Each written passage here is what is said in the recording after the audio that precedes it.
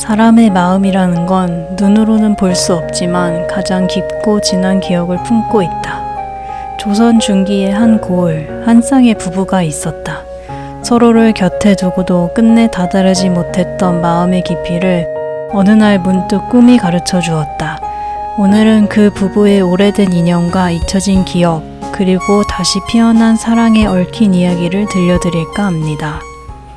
경상도의 한 고을, 운시면에는 도연이라는 사내와 아린이라는 여인이 살고 있었다.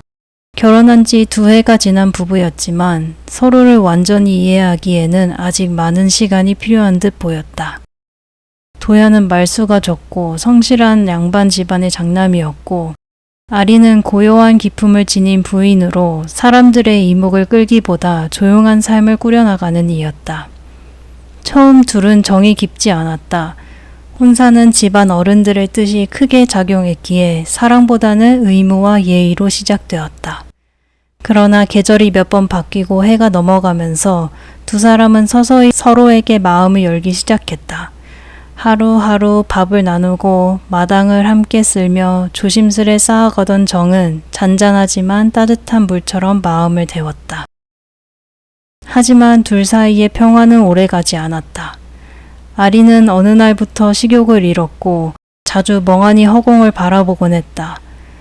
깊은 밤이면 잠을 이루지 못하고 베개를 적시며 뒤척였다. 도연은 처음엔 바람이라도 든 줄 알고 의원을 불러보았으나 병세는 설명되지 않았다.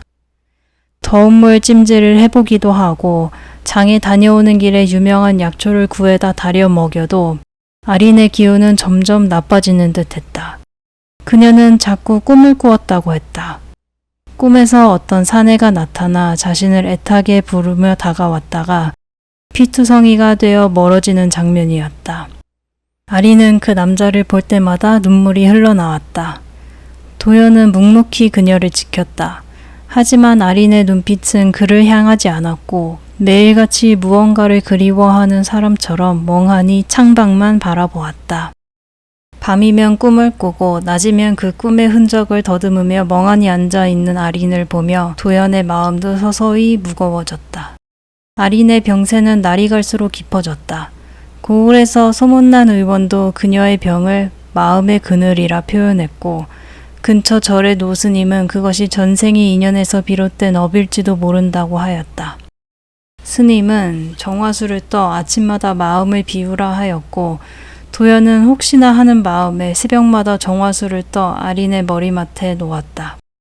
그러던 어느 날 아린은 낮잠에서 깨어난 뒤 도연에게 말했다. 그 사람 오늘은 말했어요. 자기를 잊지 말라고요. 도연은 잠시 멈칫했다. 그 말이 낯설지 않았다. 도연 또한 몇 달 전부터 알 수 없는 꿈을 꾸고 있었기 때문이다. 꿈속에서 그는 전장 항복판에 서 있었고 피와 연기 속에서 이름 모를 여인이 울며 자신을 끌어안았다. 그녀는 늘 이렇게 말했다. 다음 생에도 부디 다시 만납시다. 그날 밤 도연과 아리는 처음으로 각자의 꿈 이야기를 나눴다. 아리는 검은 전복을 입은 장정이 피투성이가 되어 등을 돌리는 장면을 계속 꾸었다고 하고, 도연은 푸른 치마에 검은 저고리를 입은 여인이 자신의 이름을 부르며 울고 있던 장면을 반복해 보았다고 했다. 둘은 문득 이 모든 꿈이 연결되어 있음을 느꼈다. 서로의 이야기를 조심스레 이어가던 중 도연이 조용히 말했다. 그 여인의 이름은 세화였소. 아리는 놀란 눈으로 도연을 바라보다 떨리는 입술로 말했다. 그 사내의 이름은 윤겸이었어요. 그 순간 침묵이 흘렀다. 서로 한 번도 들어본 적 없는 이름이었지만 그 이름은 기이하게 익숙하고 가슴 깊은 곳에서 떨림을 불어일으켰다. 세화는 아린의 전생의 이름, 윤겸은 도연의 전생의 이름이었다. 마치 먼 옛날에 잊지 못할 약속이 이름 하나로 다시 이어지는 듯 했다. 그들의 꿈은 전생의 기억이었다. 전란의 시기, 윤겸은 의병으로 나서며 세화와 생이별을 했다.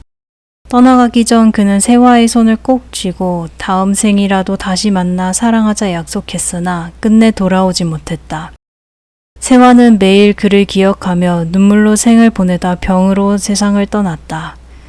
세월은 흘렀고 하늘은 그들의 애틋함을 외면하지 않았다.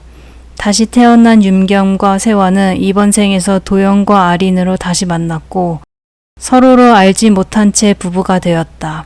하지만 그들의 영혼 깊은 곳은 여전히 그 옛 기억을 품고 있었다. 그 사실을 알게 된 날 밤 아린은 처음으로 평온한 잠에 들었다. 이불을 덮고 누운 채 그녀는 조용히 미소 지으며 속삭였다. 드디어 다시 만났군요. 이후 아린의 병세는 놀랍도록 호전되었다. 불면에 시달리던 밤들은 사라지고 먹지 못하던 음식도 차츰 삼킬 수 있게 되었다. 아침이면 그녀는 새처럼 가볍게 일어나 마루에 나와 햇살을 받았고 도연은 그런 아린을 바라보며 말없이 안도의 숨을 내쉬었다. 사람들은 신령님의 가오라며 신기해했지만 도연과 아린만은 그 이유를 알고 있었다. 이제 꿈은 더 이상 아픔이 아닌 그들을 이어준 달이었다. 두 사람은 전보다 더 깊고 따뜻한 사랑으로 서로를 대했고 예전의 거리감은 온데간데 없이 사라졌다. 도연은 매일 새벽 마당을 쓸며 삶을 다잡았고 아린은 마루 끝에 앉아 바느질을 하며 그를 쳐다보았다. 따뜻한 봄이 오자 두 사람은 매화나무 아래 작은 제단을 차렸다. 그리고 제단 앞에 나란히 앉아 조용히 절했다. 전생의 윤겸과 세화에게 바치는 인사였다.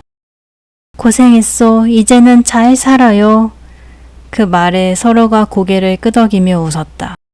그 웃음은 긴 시간의 그리움과 기다림, 그리고 다시 이어진 사랑의 증표였다. 한 번의 생으로는 다 닿지 못한 마음이 있다. 어떤 인연은 그렇게 긴 시간을 돌아 다시 만난다. 사람의 마음과 약속은 생을 넘어 다시 이어지기도 한다. 혹시 지금 곁에 있는 사람이 왠지 모르게 익숙하게 느껴진다면 어쩌면 그것은 오래전 당신의 영혼이 맺은 인연일지도 모릅니다. 이 이야기는 그런 인연에 대한 아주 조용하고 깊은 약속의 이야기입니다. 이 이야기가 마음에 닿으셨다면 구독과 좋아요 눌러주시고 다음 이야기도 함께 해주세요.